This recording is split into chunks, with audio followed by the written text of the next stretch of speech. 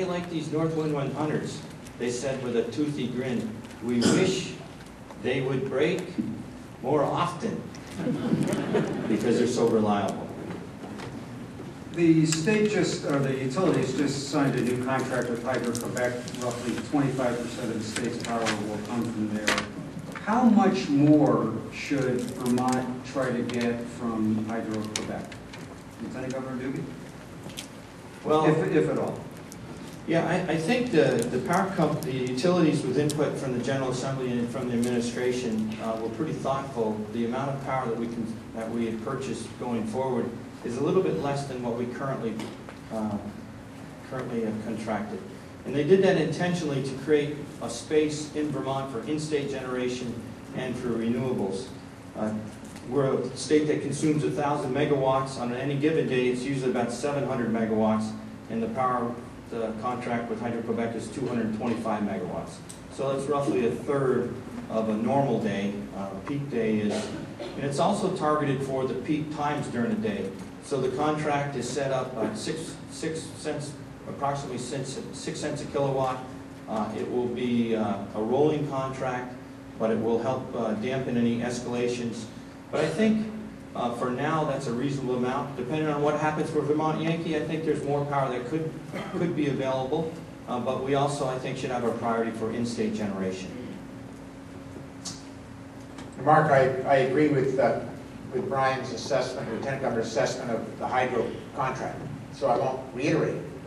I want to say something about the future, though, because people in this room are investing in the future, because they're not making enough right now to make a go of it in many cases.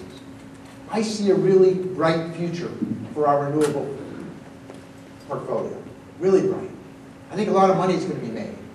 If I were where I was when I started my business, I wouldn't have done student travel. I'd be with you in renewable. You're going to do really well. I'm going to help you get there. I think that small community-based power is where we're going. I also think, this is my judgment as a business person, and governors have to make judgments, that the future price of oil, because we've reached peak oil, suggests that what seems not exactly competitive right now will be competitive soon. Oil's going up.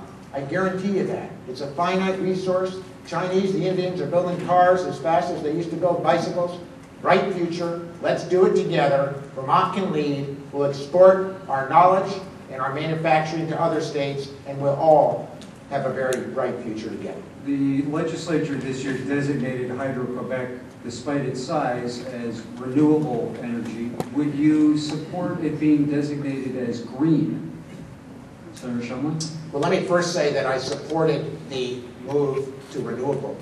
And I did that because, from my perspective, you can make a distinction for sure between coal and solar, between fossil fuel-based and wind.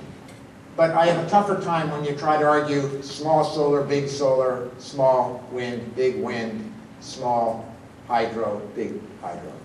We set up a process where we've asked the Public Service Board to get back to us after doing the work that they're best able to do. This is not a legislative job. In terms of the future of designated as green, I want to make sure that if we do, there is a distinction between big green and little green. And that's how I'll go into this debate as governor, with that bias, and I look forward to hearing their recommendations. Senator Governor Dubie? Well, I agree the designation is renewable. I think it's all about the math.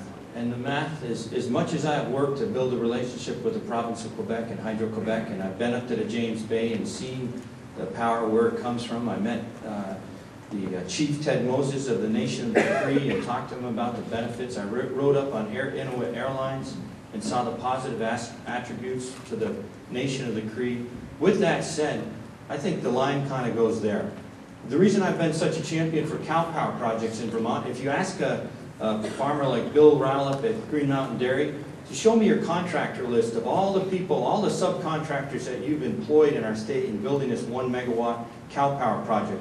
Or Jim Harrison, when he thinks about what it's going to take to build his wind turbines right here in Georgia, Vermont. I think we should do the math, and if the math is, if the money, if the economics and the attributes are staying here, we should figure out how to price that properly and to encourage that.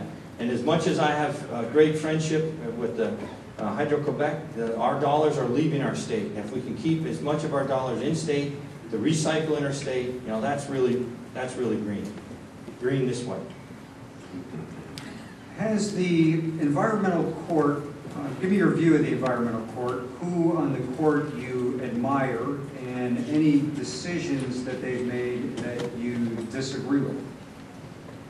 We'll start with Lieutenant Governor Dubie. Well, quite frankly, I do a lot of constituency services, but I've never heard of, no one has advocated to me that they have not received their expectation of fair treatment from the court has been such that they have they're looking for some kind of solve a problem that has been caused. So I can say that it has not been an area that I have had to be involved with as a lieutenant governor. I think one thing I do hear is that we should figure out a way so that we can expedite the people that are seeking to build permits. I hear it all across the state. People see a window of opportunity. They have the capital, they have the idea, they have the workforce, but they're kept from taking advantage of that opportunity because of, in the case of Ted Mabel, who's building a center for autism up at in Franklin County, right next to the interstate. It takes him 3 years and $70,000. There's a perfect example of a window of opportunity that we should strive together to be able to figure out how to do more expeditiously. Environmental court? Mark, I think my example of a judge who's doing the job diligently, well, and quickly is Tom Durkee.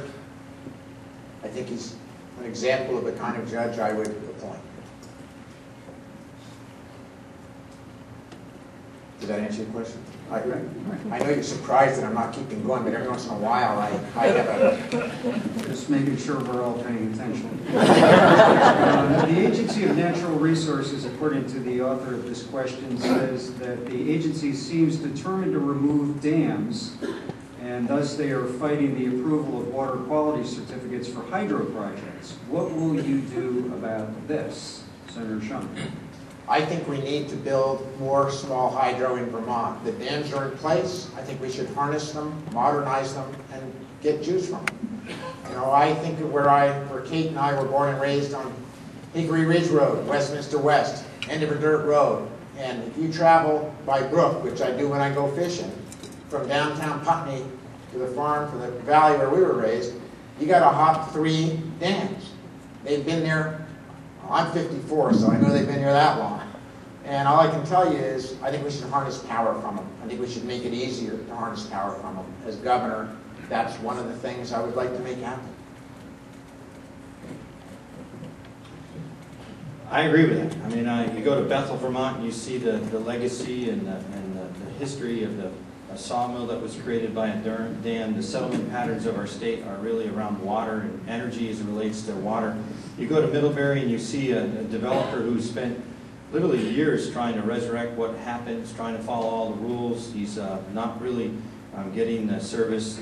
Obstacles are being thrown in his way, and I'm very sympathetic to that. With that said, I have a lot of people that know a lot about habitat for fish, and when you go on the Missisquoi River, you know, one of these very difficult trade-offs as we pursue energy, we need to be concerned about habitat. And I would defer to experts on fish habitat as it relates to some of our streams and setting priorities. I do believe that we have great opportunities. When you talk to Lori Bang, she says there's 220 megawatts of wind and small hydro opportunities that would not negatively impact habitat in our state.